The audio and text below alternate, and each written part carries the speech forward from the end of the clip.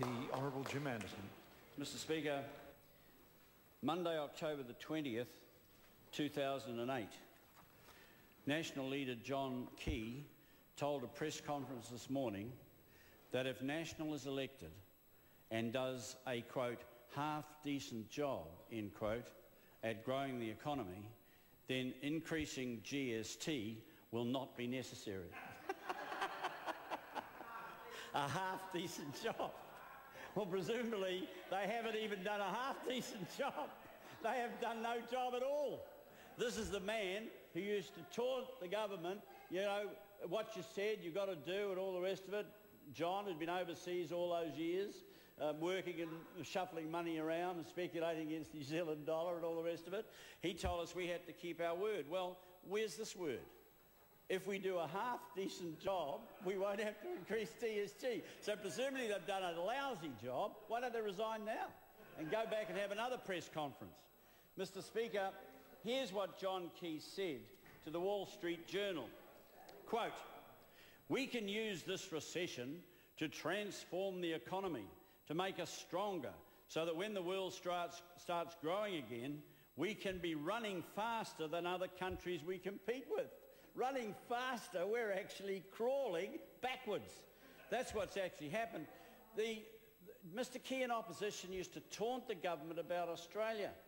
While we were actually stagnant in terms of our research and development last year, worse still, the $2,000 million Fast Forward Fund was cancelled, and the government said it was going to make a leap forward, you know, a step change.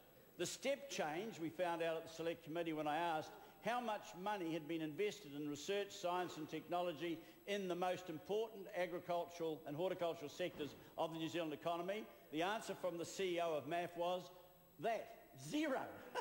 Nothing. Now, that would be bad if it was a mistake. But when I asked a question in the House of Mr Carter, the Minister of Agriculture, why had they made zero investment in agriculture and horticulture, where we earn 65% of our overseas exchange, he said it was part of his plan. So it wasn't just a mistake. It wasn't something they forgot. He meant not to spend any money. And when you look at the budget this year, there's $40 million to be spent. That's over 2 years, so that's $20 million, compared to the $700 million cash we put into MAF, which would have built itself up with private sector and interest to $2,000 million. Now, and that's called running when you come out of the recession. Oh, really? How does putting up GST make us run faster than other countries that we compete with? Well, I can tell you that I was one who did oppose GST. That's a matter of record. So no one can taunt me on that. And one of the reasons I did was because it's the most regressive form of tax known to mankind. Does Mr Key know that the introduction of GST and the halving of the top rate of tax that New Zealand introduced, dare I say a Labor government introduced in the 80s, led to the greatest increase in the wealth gap between rich and poor in New Zealand's history? The greatest increase. Now, I would have thought people learn a bit from that. The top tax rate was 66 cents in the dollar. It was halved to 33 cents. So the people on the top rates got and still get a huge windfall in comparison to what they used to pay. So they got 33 cents on every dollar over the threshold, and that was a lot of dollars. Whereas the poorest people in New Zealand were paying 20 cents in the dollar, and they went down to 15. So they got 5 cents, the richest got 33, and then they all paid 10% GST. Now that's fair, isn't it? Because the richest people have discretionary income and they don't have to pay it all, whereas the poorest people have to pay all of their money on goods and services. Now, Mr Key is either disingenuous or he thinks we're all thick, because he said it's just a small increase in GST, a small increase, 2.5%. Now, if you go and look at the records, GST income revenue for the government's about $10 billion. A 2.5% increase on 10 is another nearly $2 billion. That's $2,000 million. Now, that's just a small increase to Mr Key. He's a slow learner. But that means that every single New Zealander, particularly on low incomes and medium incomes, and that represents 75% of the country, I might tell you, 75% of the country are around or below the average wage. So they are going to face a million increase on all the goods and services they pay. How does that work? And if we're going to compensate those people with the $2,000 million that we're going to force them to pay, what's the point? There's only a point if you're not going to compensate them, because otherwise you can't have any money. If you haven't got the money, you can't spend it. You know, I used to be told that. It was one of those TV programs. But no, Mr. Key thinks that we can take $2,000 million out of the pockets of most New Zealanders, most of them who are below the average wage, and we'll compensate them with the same amount of money that we've charged them for GST, and somehow it'll all work out on the night. If you believe that, you believe in voodoo economics. Now, we had, the Labor Progressive Government, an R&D tax credit, which would amount to about $380 million for science and technology. And actually, we had to fight very hard to get that. And I thought that's one of the policies that the National Party would be sure to steal. Why wouldn't they? No, they cancelled it. The agriculture, horticulture sector, $2,000 million research and development, cancelled it.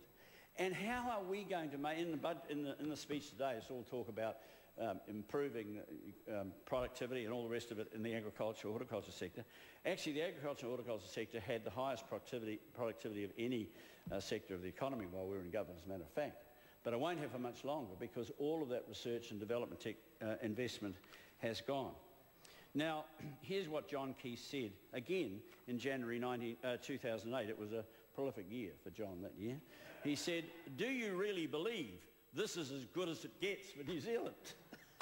Well, I read that and I thought after I heard that speech, is that it? Is that as good as it gets for New Zealand? And he goes on to say, well, are you prepared to back yourselves in this country to be greater still? Greater still by increasing GST, canning investment in research and technology for the future, and not providing a skill base for tens of thousands of young Kiwis who are going to make a contribution to Australia, I presume, because that's where they'll end up. And we used to get hammered for that. But just watch the space as we go through this lot.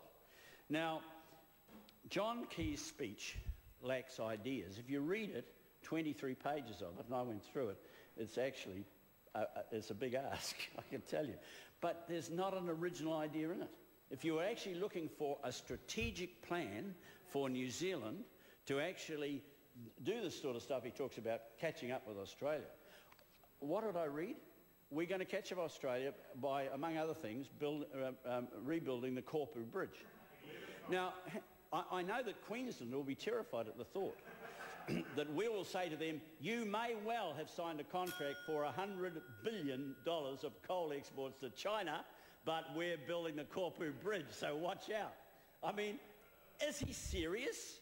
I mean, while we are going through all this, Australia are up and running. The very thing that we should have been planning for. We should have had a strategic plan. And I know that late in '88 after the election, if we'd won the election, there would have been meetings of cabinet over Christmas. I think the Prime Minister had a meeting at her place over roast chicken and Christmas Day for an emergency budget and plans to get New Zealand through this and out of it with everything running. What did we get from the new government? They all went on holiday. And they stayed there, you know, almost like, when do we ever meet again? Is there going to be a parliament? And you would have thought that everything in the world was hunky-dory, and yet the rest of the world was melting down. And this is the result. No think strategy. You know, when I was in the Labor government of the day, I used to say there's one thing worse than a think big strategy, and that's a no think strategy. And we had that then, and this is it now. The thing is, this is like Nightmare on Elm Street 3. You actually think that someone would have learned something from what did not work. This did not work. I mean, if it had worked, we wouldn't be in the problem we are now. If all this had worked well, why are we in the hole we're in? We didn't go through all that meltdown in the financial sector that they went in America and all the rest of it. So we had a great chance here. Good public finances, low public debt, a strong financial balance sheet, all the rest of it. That's what's actually got us through. And this lot have no plan to deal with the crisis that we face, our own people. I think this is the thought I should leave the National Party with. 150 relatively